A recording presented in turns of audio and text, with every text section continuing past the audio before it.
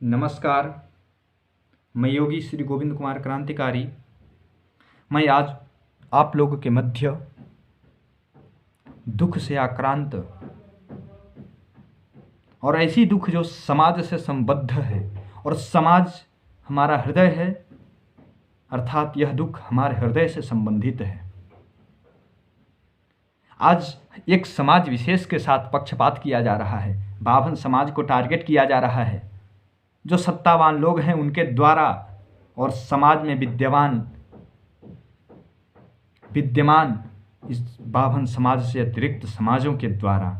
तो सबसे निवेदन है कि यह जो टारगेट करने वाली व्यवस्था है इसे समाप्त कर दें और बाभन समाज के साथ किसी भी प्रकार का अन्याय न हो, यह सुनिश्चित करें।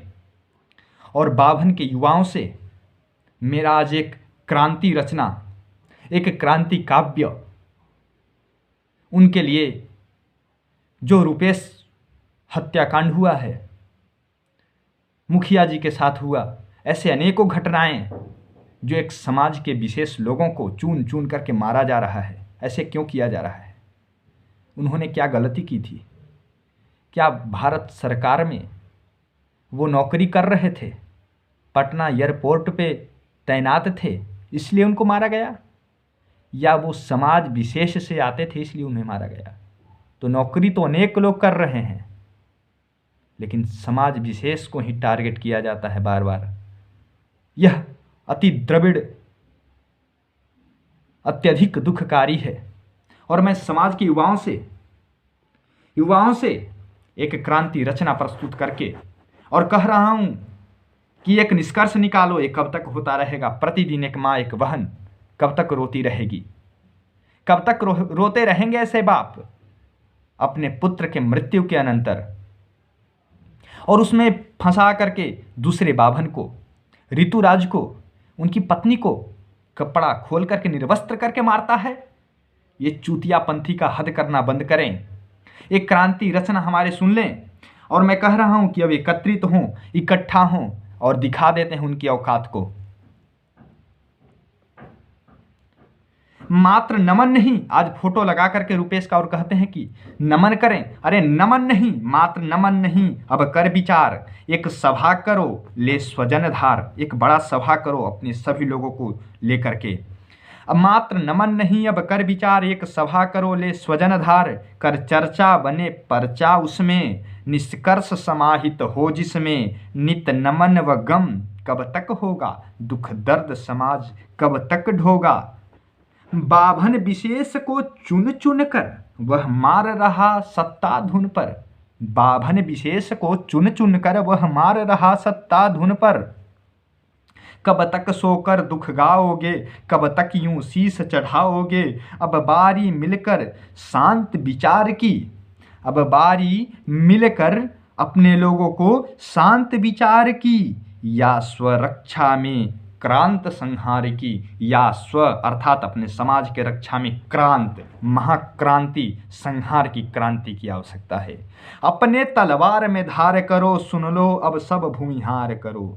अपने तलवार में धार करो, सुन लो अब सब भूमिहार करो। स्वरक्षा करना तो सीख जड़ा, स्वरक्षा करना तो सीख जड़ा। कब तक मांगोगे भीख खड़ा, चल फिर रणवीर बना देंगे, चल फिर रणवीर बना देंगे। दुश्मन को आग लगा देंगे, यह काव्य नहीं चित अग्नि है। और जो ये सोच रहे हैं कि मैं काव्य का रचना किया हूँ, तो ये गलत है। ये मेरे चित्त में धधकते हुए एक अग्नि है। कौन चाहता है लड़ाई झगड़ा करना? लेकिन कब तक यह देखते रहेंगे? यह काव्य नहीं चित अग्नि है, अब कुहक पड़े जमदग्नि है। तुम्हारे पूर्वज जमदग्नि, परशुराम, तुम्हारी ये स्थिति देख करके कुहक रहे हैं। कैसे कैसे नपुंसक बनते जा रहे हो? अरे समाज के युवाओं, जागरूक बनो, खड़े हो। और पार्टी से बस नाता वोट के समय नहीं, चुनाव के समय नहीं, अपने कार्य के समय भी रखो। यह काव्य नहीं चित अग्नि है, अब कुहक पड़े जमदग्नि है।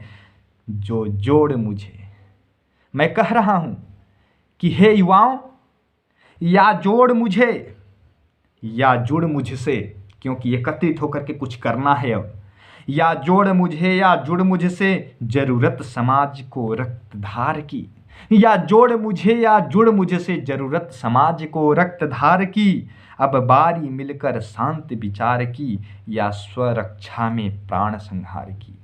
अब बारी मिलकर शांत विचार की, या स्वरक्षा अर्थात अपने समाज के रक्षा में, समाज के लज्जा के रक्षा में, समाज के संपदा के रक्षा में, सामाजिक व्यक्तियों के रक्षा में क्रांत संहार की, महासंहार की क्रांति लाने की आवश्यकता है। कब तक देखते रहोगे इस तरह से? कब तक नमन करते रहोगे? कब तक कहते रहोगे कि उनके आत्माओं को शांति दे भगवान? अरे आगे आओ, आगे आ करके, और कभी ये न कहना पड़े कि बहुत दुख हुआ उनके मृत्यु पर। अरे कोई अमर नहीं है, लेकिन इसके मतलब ये नहीं कि काल आने से पूर्व हमें कोई मार देवे। यह हम बर्दाश्त नहीं करते हैं। इसलिए सबसे मैं विनम्र निवेदन करता हूं कि जुड़े आपस में और जुड़ करके कोई निष्कर्ष के तरफ अग्रसर हों। मैं शीघ्र ही एक कदम इसके ओर बढ़ाने वाला हूं।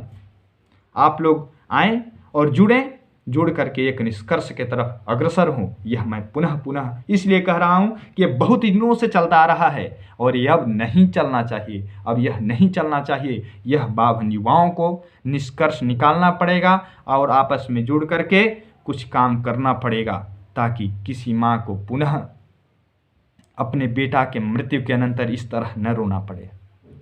और सरकार से भी मैं कहना चाह रहा हूँ कि सुन लो, ये जो तुम कर रहे हो ना, ये बंद कर दो, अन्यथा तुम्हारा विनाश तुम्हारे निकट है। धन्यवाद।